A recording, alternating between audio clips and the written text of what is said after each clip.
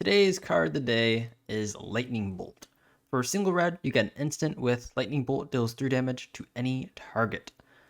This is one of those cards that's like an oldie, but like a goldie. I'm not sure if it's like done an alpha or anything like that. I don't really play red too much, so I'm sorry, excuse me. But when I have been playing red, and I think back in the day, I was playing mono red Grenzo, and Lightning Bolt was always a happy draw. It was when I saw it, people were playing, their faster sort of magic at my table. I was playing my mono red Grenzo deck at. This usually killed, I think, almost anything. Like if it landed on the board and you're playing in my table, like odds are you're probably playing higher, faster magic, and it killed pretty much everything.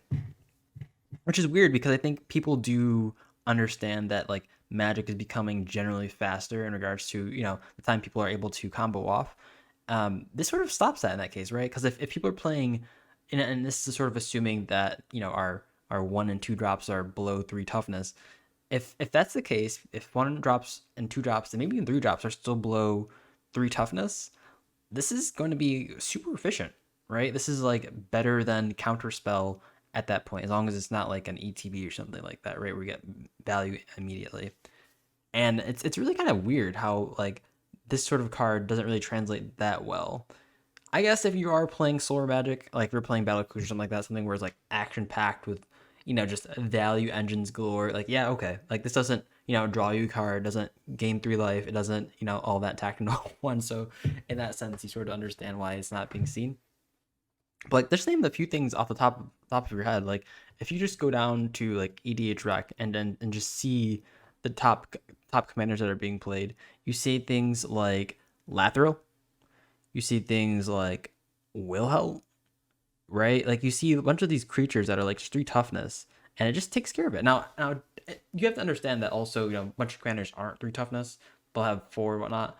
But if people have like 4 toughness on a commander, I think most of the time they're willing to, and this is assuming people are being super efficient and trying to get in where they can. People will just like, and assuming they have more than 1 creature, people will just go in and try to swing in for some damage. And if they do swing in for some damage for whatever reason, like their commander might have an attack trigger or something like that, cough cough, things like Ishin, that bring and someone blocks Ishin, that brings Ishin down, right? Like, this is a nice also combat trick. Like it'll have some damage marked on the opposing I was saying Pokemon, I don't know why. The opposing creatures. And if they have enough damage marked on them and you have a bolt, it's there you go. There you go, right? Only 1 mana. I think for the most part, white is the only color that can efficiently at 1 mana just absolutely just like stop a single creature, which is for part of white's like strength, right?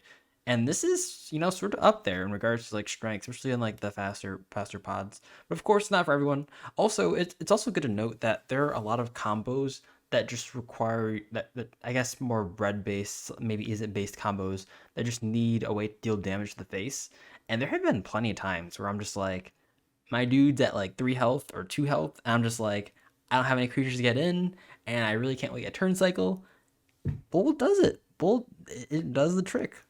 And on top of the topic of combos, like there are a lot of like reiterate combos, or combos that sort of like have you replay spells over and over. Say Bolt doesn't really play too much of a factor in the rest of the game. Um, well, you have Bolt as an infinite mana outlet to just bolt people to death. There you go. Simple as that. It could be a mana outlet. It's also part of like, and if you do it that way, I think is the best way to do it, because also part of the idea of having like layered combos, which are just combos that are super efficient and that by themselves they do things in the game, but also if you don't have the combo, all the combo pieces together, it still does things by itself, right? Like it's a combo that also it's a card that combos, but also a card that is just good by itself. And there's not too, I mean, there's enough of those, but like being 1 mana and doing it means you can leave mana up to interact with the board. I always have like this rule of law, um, maybe not a good way to say that, but like this rule that like by turn four and up, you want to have at least some interaction open up at all times, at all times. And this, I think this is perfectly fits the bill. Even if it, sometimes can't fit everything or hit everything.